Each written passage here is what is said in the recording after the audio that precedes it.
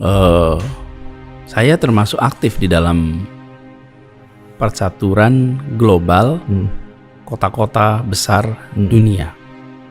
Ini untuk kita bisa mewarnai agenda-agenda percakapan di level dunia. Hampir 6 bulan menjabat Gubernur DKI Jakarta, Heru Budi Hartono dinilai banyak pihak miskin terobosan. Tidak ada terobosan yang ditunjukkan sang PJ Gubernur. Kondisi ini berbeda saat DKI Jakarta dipimpin oleh Anies Baswedan selama 5 tahun. Jakarta mampu tampil sebagai kota kolaboratif yang mengutamakan kepentingan kesejahteraan dan keselamatan Jakarta. Anies mampu menjalankan kepemimpinannya secara orkestrasi, mulai dari persoalan banjir, kemacetan, polusi, pendidikan, kesehatan, infrastruktur, sampai kesejahteraan lansia, dijadikan program mendesak, dan semua warga DKI bisa merasakan manfaatnya. Ya, sekali lagi beliau itu ya role model kepala daerah yang sukses. Sementara itu, bersama Heru Budi Hartono, warga Jakarta tidak menerima manfaat apapun karena PJ Gubernur DKI Jakarta sama sekali tidak memiliki terobosan dalam memimpin ibu kota. 6 bulan dipimpin oleh seorang yang ditunjuk bukan dipilih warga dan hanya bekerja mondar-mandir ke sana kemari tanpa ada hasil kerja yang jelas. Saya waktu pandemi sampai saat ini sih Mas lebih macet sekarang sih kalau menurut saya. Iya, waktu berangkat, waktu pulang kerja, kan saya di Cawang kerjanya, daerah Cawang, jadi kadang macetnya lebih lama perjalanannya Bang. Sebelumnya, soal penanganan banjir, sejumlah pihak membangga-banggakan soal normalisasi sungai dan di-blow up sebagai pelanjut program Presiden Jokowi. Bahkan program Anies soal sumur resapan dirusak. Nyatanya titik banjir di Jakarta malah bertambah dan waktu surutnya lebih lama ketimbang zaman Anies Baswedan. Akhirnya sumur resapan pun dilanjutkan. Gubernur miskin konsep. Untung saja di sektor lain Heru masih terbantu oleh program-program peninggalan Anies Baswedan.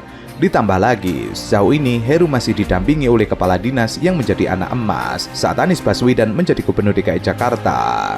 Itulah hebatnya Anies, memilih kadis sesuai kompetensi dan kapabilitas sehingga mampu menunjukkan kinerja yang baik dalam menjalankan program-program kedinasan, tidak melulu soal politik. Sementara itu, pergantian kepemimpinan DKI Jakarta saat ini menjadi suasana baru dan pelaksana kebijakan baru kini meruno dengan pemimpin baru Heru Budi Hartono. Pejabat Gubernur DKI Jakarta saat ini memegang jabatan tertinggi dan mempunyai hak penuh dalam melaksanakan tugasnya sebagai gubernur, termasuk mengambil langkah kebijakan. Heru Budi terpantau tidak lagi menjalankan sejumlah peninggalan kebijakan dari gubernur sebelumnya Anies Baswedan. Sejumlah kebijakan yang dibuat dalam kepemimpinan Anies Baswedan disebut belum efektif dan beberapa dialihkan untuk aspek tertentu.